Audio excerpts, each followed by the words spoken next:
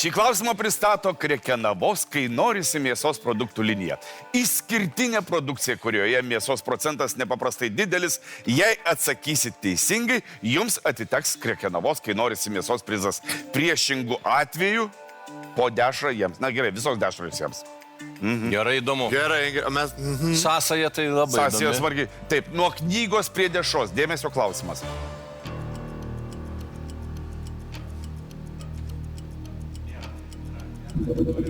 Kuriame iš šių legendinių veikalų aprašytas kepamas skilandis?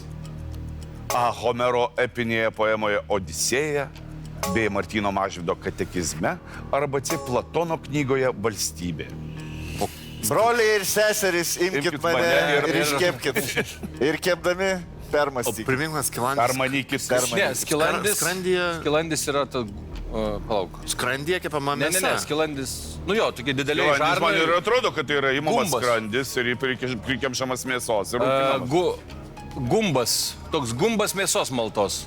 Ir išrūkytas arba išvytintas. Daugiau. Gerai, žiūrim. Mažvydo katekizmas yra visiškai religinis tekstas ir... Jo, čia neturėtų būti, nu nebent ten aprašytas, žinai... Permanykit. Ne, aš suprasiu, Donelaitį, tai jo, suprašiau, metus, tai ten kad galėtų būti. Ok. Homero epinėje poema Odisėja, jo kelionės, ten visko buvo. Ir Aš manau, vaišės, kad- ir užsukimas pas kirkę, ir užmigimas, ir Lotoso šaknies kramtimas. Lotoso šaknies. Maišas su vėjais. visa kita. Viską jis išbandėte. Jo, jo. Kai nebūni su žmona, viską išbandai. Ilgai jo nebuvo. Čia kai išvarai penktadienį Į Odisėją. ir grįžti tik tai antradienį. Ir jo, Spėjai viską išbandyti. jo. Ir bandai sulyginti Žmona jau kiti sukasi. du literatūrinius kūrinius. Ir Penelopė tavęs nebelaukia. Nu, ten yra daug buitinių detalių. Tai Galbūt nu, tiesiog galėtų. yra kelionė, tai aš manau, kad ten visko galėjo Užsuko ir į pasitaikyti. Lietuvą Nu. greičiausiai, Rumšiškės ir Ragavos skilandžio. Aš manau, kad skilandis šiaip iš principo yra daug tautų turi jį, ne vien tik tai Nu jo, lietuviai. nes prikimšti žarną, tipo... skilvį. Skilvį prikimšti. Skilvį, tai aš manau, Platono kad... knygoje Valstybė. Čia visi sako, kad skaitė, bet kasgi gali skaityti tokį dalyką. Kas? Labai. Šiaip vargiai įsivaizduoju, Platono Valstybė tai yra jo filosofinis veikalas. Ar jame yra nueinama į maistą, o ne apie demokratiją kalbėjimą? Visas santvarką? Jeigu tai yra... Mindaugai, visas skirsnis apie platonišką meilę Ir maistą, ir apie platonišką dešrą. Klausyk, skilandis, tai tas yra tas mėsos toksai...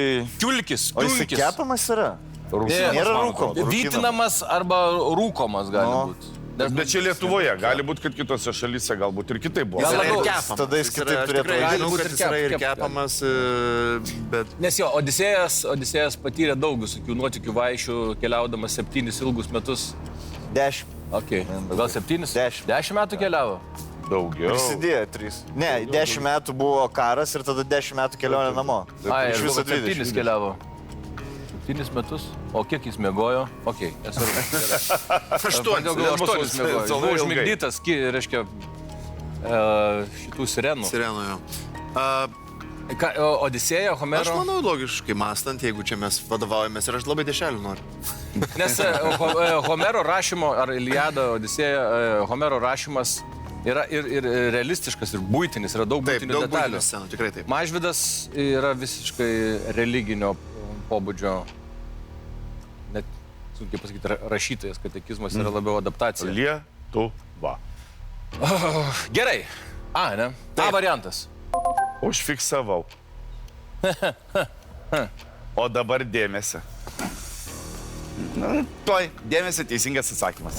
Maistas dažnai minimas įvairiuose literatūros kūriniuose, kurie jau tapo klasika. Taip dažnai sužinome, ką to laikmečio žmonės valgė ar gėrė. Ir būtent mėsos gaminiai. Įvairios dešros, dešrelės, skilandžiai dažnai būdavo maistas, kurį sau leisti galėjo turtingieji. Mėsos gaminiai paminėti ir epinėje graikų dainiaus Homero poemoje Odisėja. Viename iš posmų kalbama apie škotišką patiekalą ruošiamą gyvą gyvulio skrandyje - pilvo pudingą. Jis gaminamas iš avies širdies, kepenų ir plaučių, sumaišytų su avižiniais dribsniais, lašiniais, svogūnais ir prieskoniais. Kitose Odisėjos vietose pasakojama apie kraujo ir riebalų pripildytą ant iešmo užmautą skrandį bei ant karštos ugnies čirškinamą dešrelę, kurios viduje taip pat gausu kraujo bei riebalų. Galima spėti, kad šiuo atveju autorius kalba apie kraujinę dešrą arba kažką panašaus į skilandį. Bet kokiu atveju akivaizdu viena, kad maždaug 8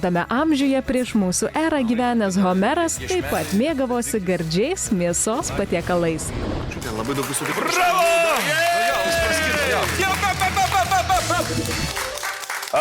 Krikenavoskai norisi mėsos dešra, kurią negėda parodyti. Gražinam. Ačiū. Dabar žinau, iš kurios pusės kaimų kvepia. Gal pavaišinsim... Ačiū!